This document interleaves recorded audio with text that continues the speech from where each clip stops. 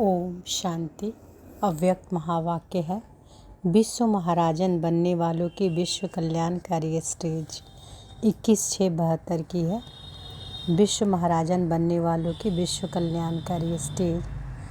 बाबा कहते हैं कि अपने आप को एक सेकंड में शरीर से न्यारा अशरीरी आत्मा समझ आत्माभिमानी व देही अभिमानी स्थिति में स्थित हो सकते हो। अर्थात एक सेकंड में कर्म इंद्रियों का आधार लेकर कर्म किया और एक सेकंड में फिर कर्म इंद्रियों से न्यारा, ऐसी प्रैक्टिस हो गई है। कोई भी कर्म करते कर्म के बंधन में तो नहीं फंस जाते हो। कर्म करते हुए कर्म के बंधन से न्यारा बन सकते हो व अब तक भी कर्म इंद्रियों द्वारा कर्म के वशीभूत हो जाते हो। हर कर्म इंद्रियों को जैसे चलाना चाहो वैसे चला सकते हो व आप चाहते एक हो, कर्म इंद्रियाँ दूसरा कर लेती है। रचयिता बनकर रचना को चलाते हो। बाबा कहते हैं जैसे और कोई भी जड़ वस्तु को चैतन्य आत्मा व चैतन्य मनुष्य आत्मा जैसा चाहे वैसे रूप दे सकती है और जैसे चाहे वैसे कर्तव्य में लगा सकती है, जहाँ चाहे वहाँ रख सकती है। जड़ वस्तु चैतन्य के वश में है। चैतन्य आत्मा जैसे चलाना चाहे वैसे नहीं चला सकती है। बाबा कह रहे हैं कि जड़ वस्तु चैतन्य के वश में है। चैतन्य आत्मा जैसा चलाना चाहे वैसे नहीं चल सकती है। जैसे जड़ वस्तु को किसी भी रूप में परिवर्तन कर सकते हो, वैसे कर्म इंद्रियों को विकारों में, निर्विकारी व विकारों के वश में आग में जले हुए कर्म इंद्रियों को शीतलता में नहीं ला सकते हो। क्या चैतन्य आत्मा में यह परिवर्तन की शक्ति नहीं आई है? कोई भी कर्म इंद्रियों की चंचलता को सहनशील सरलचित नहीं बना सकते हो। इतनी शक्ति बाबा क्या कह रहे कि कोई भी कर्म इंद्रियों की चंचलता को सहनशील सरलचित नहीं बना सकते हो। इतनी शक्ति अपने में अनुभव करते हो। शक्तिशाली आत्माएं हो ना। जो भाग्यशाली आत्माएं हैं वह शक्तिशाली भी बनी है। वह सिर्फ ब्रह्मा कुमारी बनने के भाग्य के कारण भाग्यशाली बने हो। सिर्फ भाग्यशाली बनने से ही माया जीत नहीं बन सकेंगे। भाग्यशाली के साथ साथ शक्तिशाली भी बनना है। दोनों अनुभव होता है। जैसे भाग्यशालीपन का नशा तो अविनाशी है ना, इसको कोई नाश नहीं कर सकता। वैसे शक्तिशाली का वरदान वरदाता से ले लिया है, वह भी लेना है। क्या समझते हो? ब्रह्मा कुमारी तो हो ही, वह तो अविनाशी छाप लगी हुई है। अब शक्तिशाली का वरदान ले लिया है कि लेना है। जब शक्तिशाली बन गए तो माया की शक्ति वार कर सकती है। यह है रचयिता की शक्ति, वह है रचना की शक्ति। तो कमज़ोर सूरवीर के ऊपर वार करने की हिम्मत रख सकता है क्या? तो बाबा क्या बोलते हैं कि कमज़ोर सूरवीर के ऊपर वार करने की हिम्मत रख सकता है क्या? रखे भी तो उसका परिणाम क्या होगा? विजय कौन बनेगा? सूरवीर।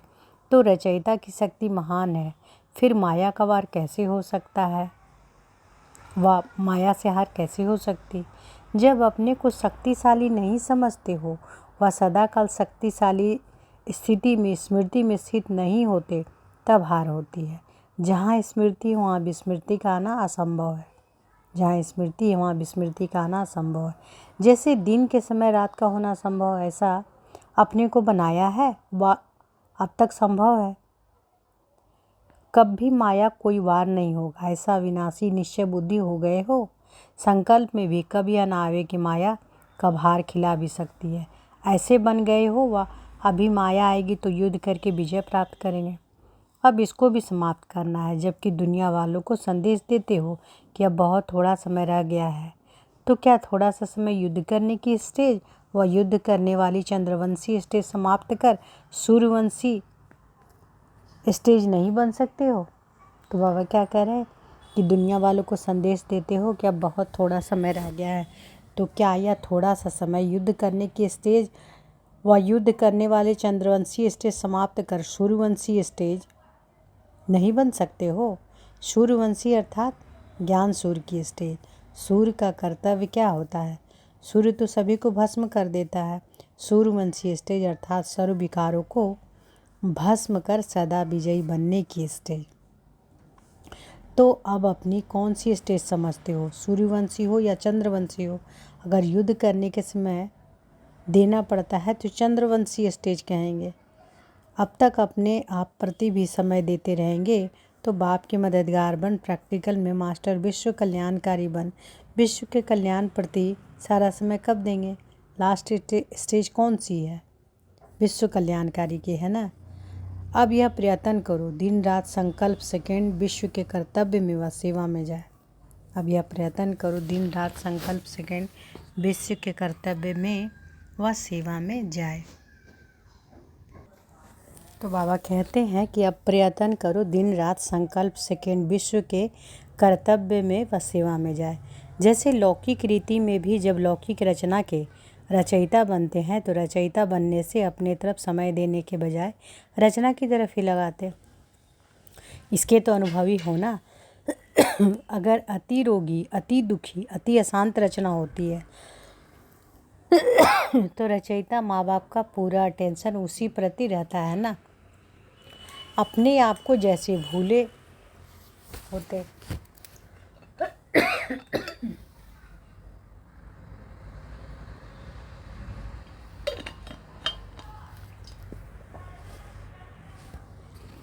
तो अपने आप को जैसे भूले हुए होते हैं।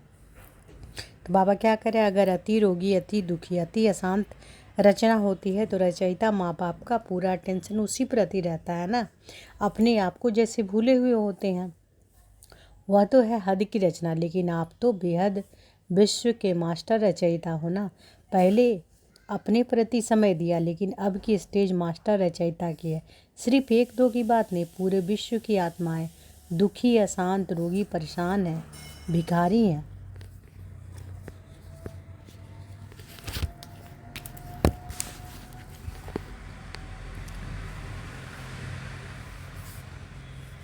बेहद रचना अर्थात सारे विश्व को कल्याणकारी बन, सदा काल के लिए सुखी और शांत बनाना है। तो बेहद रचयिता का इंटेंशन होना चाहिए, विश्व कल्याण में होना चाहिए। वह अब तक भी अपने ही प्रति बहुत समय दिया, युद्ध करने में बहुत समय लगाया। तो बाबा कह रहे हैं तो बेहद रचयिता का टेंशन होना चाहिए, विश्व कल्याण में होना चाहिए। वह अब तक भी अपने ही प्रति बहुत समय दिया, युद्ध करने में बहुत समय लगाया। अब ऐसे ही समझो कि यह जो थोड़ा समय रहा है वह विश्व के कल्याण प्रति है ना। यह जो थोड़ा समय रहा है वह विश्व के कल्याण प्रति। भक्ति मार्ग में जो महादानी, कल्याणकारी वृत्ति वाले सेवाधारी होते हैं वह कोई भी दान आदि अपने प्रति नहीं करेंगे, सर्व आत्माओं के प्रति ही संकल्प करेंगे। तो यह रीति रस्म आप श्रेष्ठ अथवा कल्याणकारी आत्माओं से शुरू हुई है ना। बाबा कहते हैं कि भक्ति मार्ग में जो महादानी, कल्याणकारी वृत्ति वाले सेवाधारी होते हैं वह कोई भी दान आदि अपने प्रति नहीं करेंगे, सर्व आत्माओं प्रति ही संकल्प करेंगे। तो यह रीति रस्म आप श्रेष्ठ अथवा कल्याणकारी आत्माओं से शुरू हुई है। जो भक्ति में भी रस्म चली आती है, जरूर प्रैक्टिकल में हुई है, तब तो यादगार के रूप में रस्म चल रही है। प्रैक्टिकल का नया यादगार बनता है क्या? प्रैक्टिकल का नया यादगार बनता है क्या? तो अब यह परिवर्तन लाओ, दूसरों के अर्थ सेवाधारी बनने व दूसरों के प्रति समय और संकल्प लगाने से, सर्विसेबल बनने से सदा सक्सेसफुल स्वतः ही बन जाएंगे।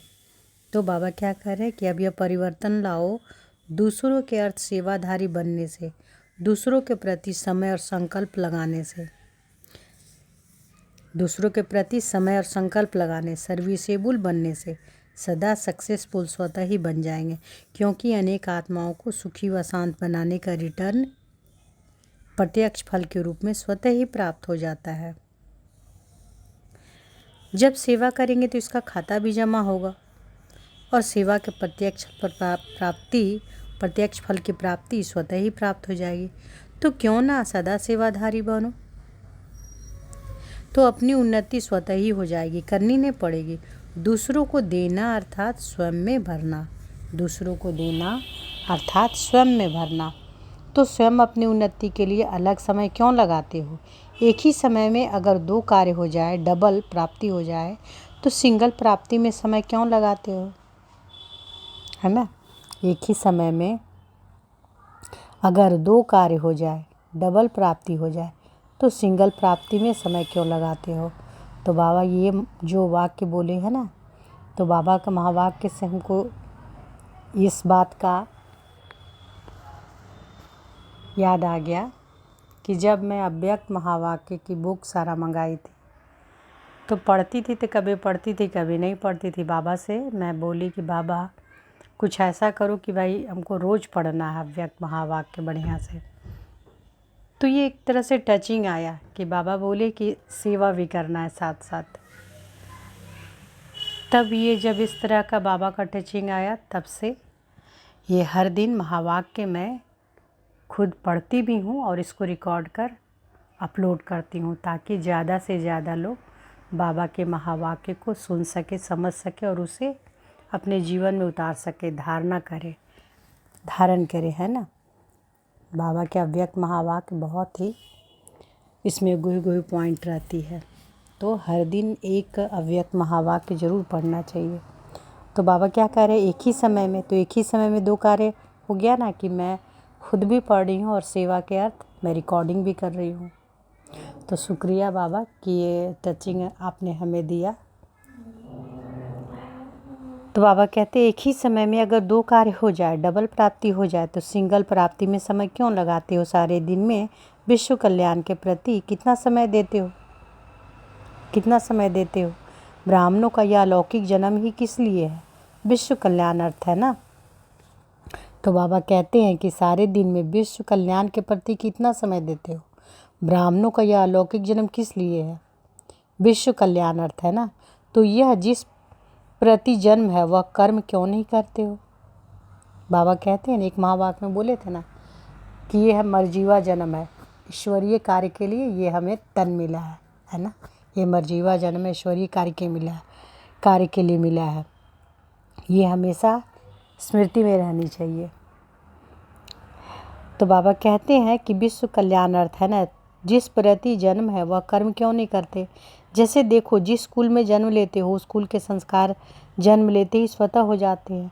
स्थूल काम करने वाले मजदूर आदि के घर में बच्चा पैदा होता है तो छोटेपन में ही माँ बाप को देखते हुए उस कार्य में संस्कार स्वतः ही उसमें इमर्ज हो जाते हैं। तो अब जन्म ही ब्रह्मा कुमारी का है, तो बाप का कर्तव्य वह स्वतः ही बच्चे में संस्कार के होने चाहिए। जब जन्म ही ब्रह्मा कुमारी का है, अब जन्म ही ब्रह्मा कुमारी का है, तो बाप का कर्तव्य वह स्वतः ही बच्चों के संस्कार होने चाहिए। जैसे साकार बाप को प्रत्यक्ष रूप में देखा तो रात का नींद समय अथवा अपने शरीर के रेस्ट समय भी ज़्यादा कहाँ देते थे? विश्व कल्याण के कर्तव्य में सर्व आत्माओं के कल्याण के प्रति, ना कि अपने प्रति। वाणी द्वारा भी सदा विश्व कल्याण के संकल्प ही करते थे। इसको कहा जाता है विश्व कल्याणकारी। तो यह मन के विघ्नों को युद्ध करने में ही समय देना, यह तो अपने प्रति व्यर्थ समय देना हुआ ना। इनको आवश्यक नहीं, व्यर्थ कहेंगे। बाप ने आवश्यक समय ही कल्याण प्रति दिया और बच्चे व्यर्थ समय अपने प्रति लगाते रहे तो फॉलो फादर हुआ। बाबा कहते हैं बाप समान बनना है ना, तो सदा यह चेक करो, ज़्यादा से ज़्यादा